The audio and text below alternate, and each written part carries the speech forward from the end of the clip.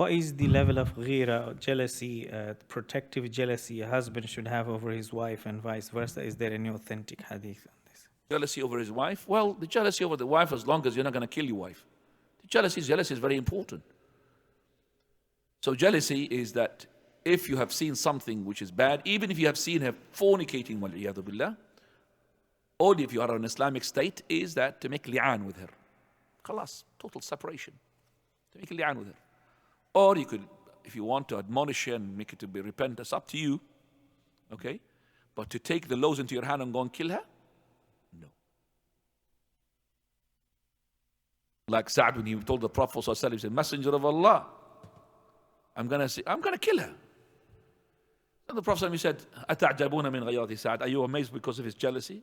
Wallahi, I am more jealous than Sa'd, and Allah is more jealous than both of us.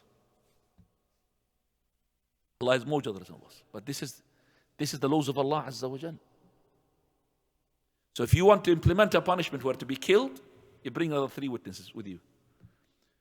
But as a husband, you're allowed to make 3 testimonies without the witnesses and the judge that I've seen her fornicating, which is yours is the 4th. So 4 testimonies, including also that, like you have another 3 witnesses with you.